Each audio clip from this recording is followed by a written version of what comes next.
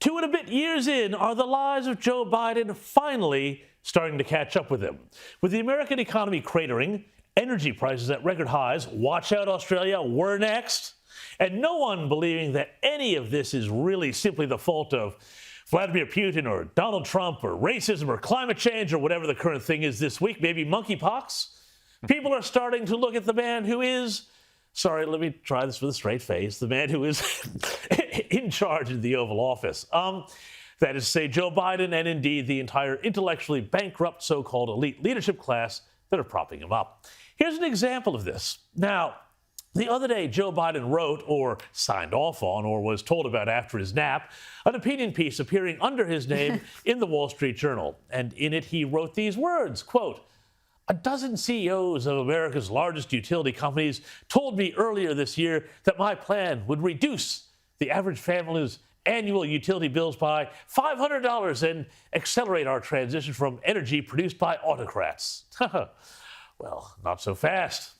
Even the Washington Post, which until very recently has been the modern-day corporate Pravda of the Biden administration, found this to be too much. Their fact checker, the reliably left-biased Glenn Kessler, awarded Biden's claims 4 Pinocchios, pointing out that there was no reference to the savings in the transcript of the meeting with the utility executives, nor in the readout either, and that, in fact, most of the cost reductions he's referring to come from the reduced cost of driving and are expected to kick in around 2030 when Biden will be out of office and will probably not be allowed to drive anymore anyway.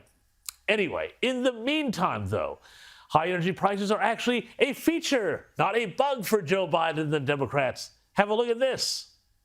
When it comes to the gas prices, we're going through an incredible transition that is taking place that, God willing, when it's over, we'll be stronger and the world will be stronger and less reliant on fossil fuels when this is over.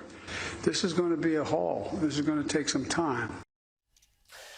Yeah, it'll be a haul, all right. But anyway, if he's not lying about big things, Joe Biden is lying about small things. And again, the lies are starting to catch up with him.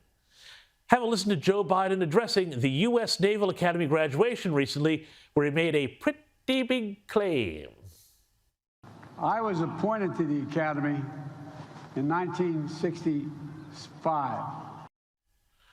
Really, Mr. President, you were appointed to the prestigious U.S. Naval Academy at Annapolis in 1965. Well, great, except there's no record that anyone could find of this thus far. Joe Biden's 2008 autobiography called Promises to Keep, there's a title right out of Orwell, does not mention the Naval Academy.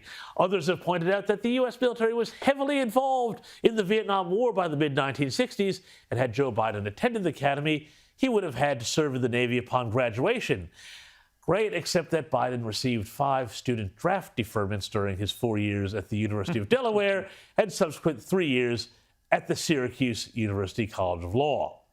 Now, this created some awkward moments for new White House flack Karine Jean-Pierre, who had to claim that she didn't hear Joe Biden's statement, despite it being at the very top of the president's speech. Have a look. During his address at the Naval Academy. The president was born in 1942, graduated from the University of Delaware in 1965. In his address, he said he was appointed to the Naval Academy in 1965. Was he? Was it in 1965?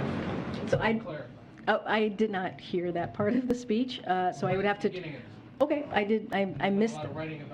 No, I hear you. Ed. I hear you. I have not. I need to read it myself and just go back and see what you're talking about exactly. I can't speak to it right now.